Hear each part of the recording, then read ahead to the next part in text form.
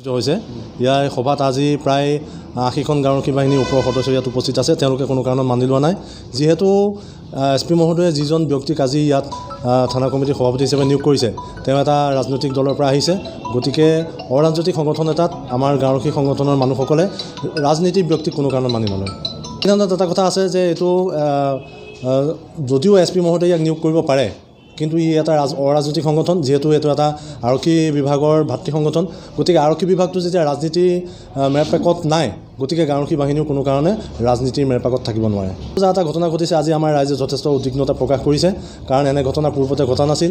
যোৱা ৩৫টা বছৰত আমি দেখিছোঁ যে বোকাখাট থানা কমিটিখন যেনেধৰণে সাধাৰণ সভাই অনুষ্ঠিত কৰি যিজন সভাপতিক নিৰ্বাচিত কৰে, সেই সভাপতিজনকে সকলোৱে গ্ৰহণযোগ্য হয়। এছপি মহোদয়ে সেইজনকেই ৰিকমেণ্ড কৰি পেলাই আগতে দিয়ে, কিন্তু এইবাৰ সেইটো নহ'ল। এটা ৰাজনীতিৰ ইয়াত এটা হাতোৰা চলিছে আৰু আমাৰ আজি গাঁওৰক্ষী বাহিনীৰ সমূহ সদস্যই এটা সিদ্ধান্ত লৈছে, যদিহে গাঁওৰক্ষী বাহিনীত যদি ৰাজনীতিৰ হাতোৰা চলে তেতিয়া সকলোৱে একেলগে আমি অসহযোগিতা কৰিম। আৰু অসহযোগিতাৰ সময়ত যদি কিবা কাৰণত যদি কাজিৰঙা বা এনেধৰণৰ অঞ্চলত, কাজিৰঙাত বিশেষকৈ যদি গড় হত্যা হয়, তাৰ কাৰণে গাঁওৰক্ষী বাহিনী দায়ী নহ'ব। তাৰ কাৰণে বোকাখাট থানাৰ ভাৰপ্ৰাপ্ত আৰক্ষী বিষয়া আৰু এছডিপিঅ ইয়াৰ কাৰণে দায়ী হ'ব। যোৱা ৩ অক্টোবৰত ইয়াতে ৰাইজে গাঁও সমিতিৰ বিভিন্ন গাঁওৰক্ষী বাহিনীসকল গোট খাই আমাৰ প্ৰায় 60% ওপৰতে আছিলে সংখ্যা। সৰ্বসন্মতিক্ৰমে মৃদুলবৰীয়াত আকৌ এবাৰ এটা কাৰ্যকালৰ কাৰণে নিৰ্বাচিত কৰে। তাতে মই সুধিছিলোঁ যে কোনোবা ব্যক্তি যদি আছে ইণ্টাৰেষ্টেড আগবাঢ়িবলৈ, কিন্তু কোনো ব্যক্তি অহা নাছিলে।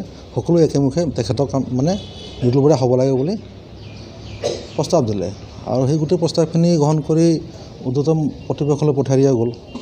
হঠাৎ কালি গম পালোঁ যে এইটো ঘটনা হৈ গ'ল বুলি। এখন কমিটি ভাঙি নতুনকৈ ভাস্কৰ কলিন্দী বুলি এজন ব্যক্তিক দিয়া হৈছে। আৰু কাগজখনটো মই এতিয়া পাইছোঁ, যিখন এই জাষ্ট মই পাইছোঁ।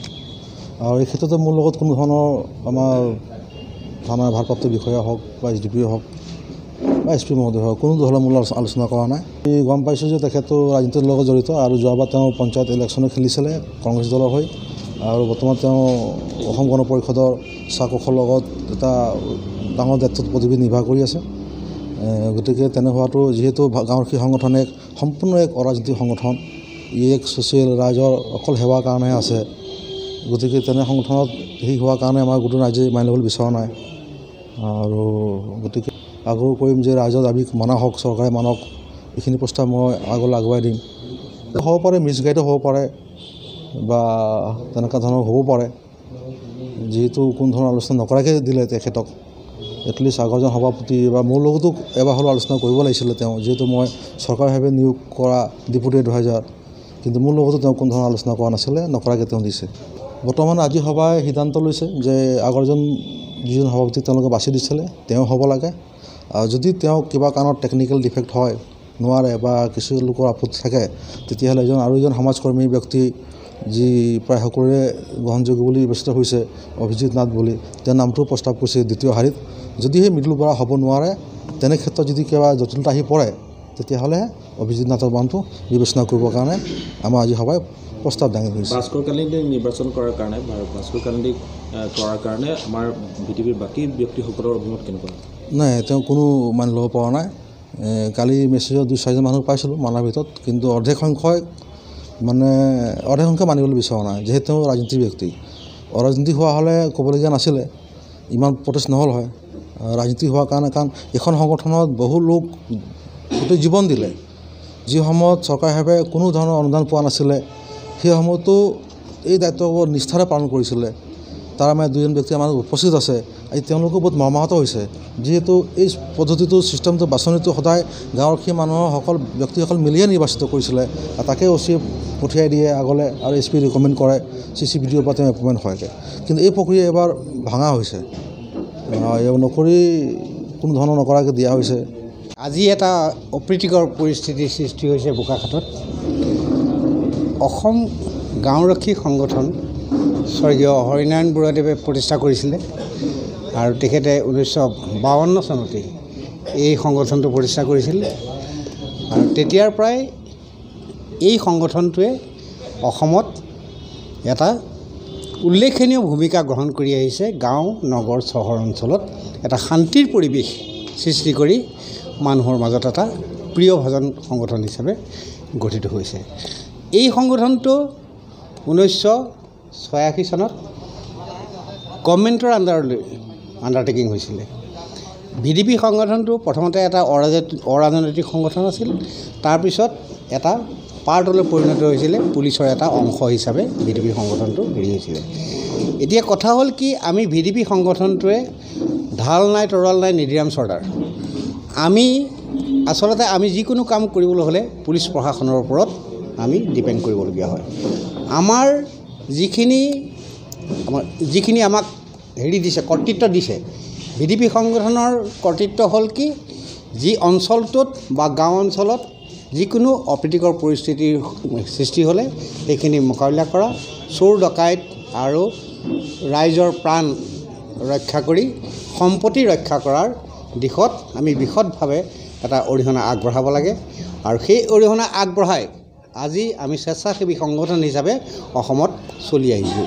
কিন্তু হঠাৎ সিদিনা 3 অক্টোবৰত তাৰ আগতেই এখন অৰ্ডাৰ আহিল ওপৰৰ পৰা যে কমিটিবিলাক ভংগ কৰি নতুন কমিটি গঠন কৰিব লাগে। চৰকাৰৰ ফালৰ পৰা এটা নিৰ্দেশ আহিল আৰু সেই নিৰ্দেশ মৰ্মে 3 অক্টোবৰত আমাৰ এখন সভা আহ্বান কৰা হ'ল। উক্ত সভাতেই আমাৰ সভাপতিয়ে পদত্যাগ কৰিলে। পদত্যাগ কৰাৰ লগে লগে নতুন কমিটি এখন গঠন কৰিবৰ কাৰণে আকৌ সিদ্ধান্ত গ্ৰহণ কৰা হ'ল। সেই মিটিংখন কিন্তু আহ্বান কৰিছিল আমাৰ CO ভিডিঅ' আৰু এডভাইচাৰ। CO ভিডিঅ'জন নিয়োগ কৰা হয় আমাৰ মাজৰ পৰা নহয়, CO ভিডিঅ'জন সম্পূৰ্ণ এজন এপইণ্টেড, তেওঁ এজন অফিচাৰ আৰু গভৰ্ণমেণ্টৰ ফালৰ পৰা এপইণ্ট কৰা হয়। আৰু এডভাইচাৰজনো ঠিক তেনেদৰে আমাৰ মাজৰ পৰা হেৰি কৰা নহয়। এডভাইচাৰজনো আমাৰ সমাজৰ এজন ব্যক্তিক গভৰ্ণমেণ্টে নিয়োগ কৰে। আৰু কিন্তু সভাপতিজন আমাৰ সম্পূৰ্ণ যিমানখিনি গাঁওৰক্ষী বাহিনী আছে, আমাৰ 155খন গাঁওৰক্ষী বাহিনী আছে, 155খন গাঁওৰক্ষী বাহিনীৰ সভাপতি সম্পাদকৰ দ্বাৰা আমাৰ সভাপতিজন নিৰ্বাচিত কৰা হয়। এইটো ইলেক্টেড হয়। আৰু সেই মৰ্মে ইলেক্টেড এখন কমিটি গঠন কৰিলে 3 অক্টোবৰত ইলেক্টেড এখন কমিটি গঠন কৰা হ'ল। সেই কমিটিখনত এজন পাৰ্চনেই কেৱল নমিনেশ্যন দিলে, সেইজন হ'ল মৃদুল বৰা, প্ৰাক্তন যিজন সভাপতি, তেওঁ পুনৰ ইলেকশ্যনৰ কাৰণে তেওঁ হেৰি কৰিলে। তাৰপিছত আৰু কোনো ধৰণৰ কণ্টেষ্ট নোহোৱাৰ কাৰণে তেওঁ বিনা প্ৰতিদ্বন্দ্বিতাৰে সৰ্বসন্মতিক্ৰমে তেওঁ সভাপতি পদত আকৌ অধিষ্ঠিত হ'ল। তাৰপিছত তেওঁ 3 মাহ কাৰ্যকাল চলাই যোৱাৰ পিছত CO ভিডিঅ'ক লগত লৈ, এডভাইচাৰক লগত লৈ নতুন কমিটি গঠন কৰাত তেখেতে কাৰ্যনিৰ্বাহ কৰিলে 3 মাহ কাল। সুকলমেই চলি আছে।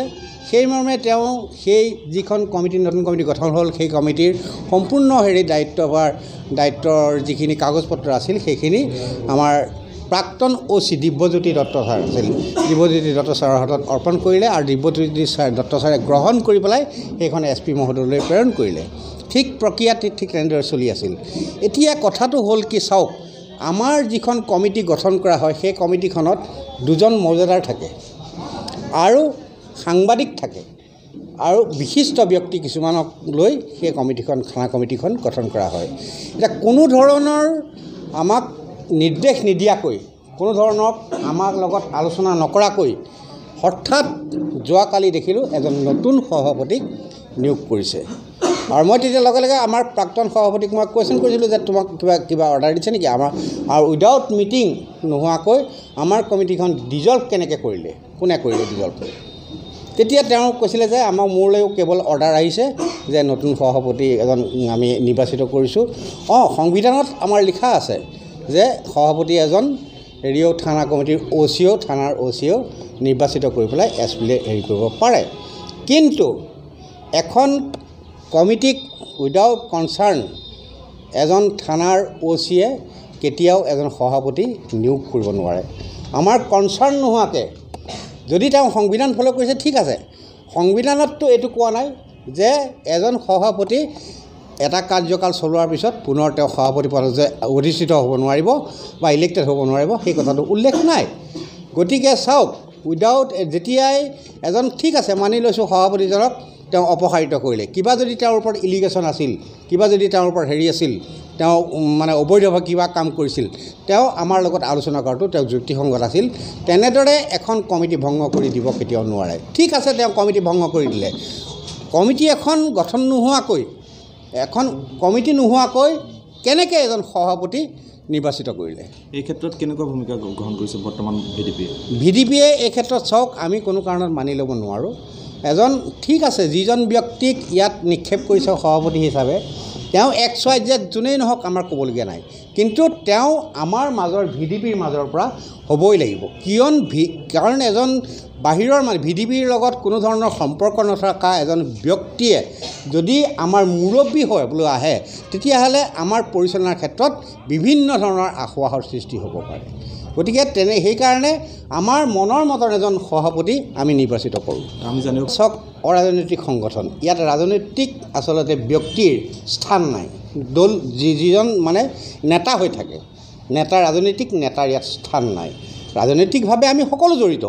আমাৰ যিহেতু স্বাধীন দেশৰ আমি নাগৰিক, আমি যিকোনো দলকে আমি ছাপোৰ্ট কৰিব পাৰোঁ, যিকোনো দলকে আমি সমৰ্থন কৰি আমাৰ ভোটাধিকাৰ আমাৰ যেতিয়া আছে, আমি ভোটাধিকাৰ সাব্যস্ত কৰিব লাগিবই।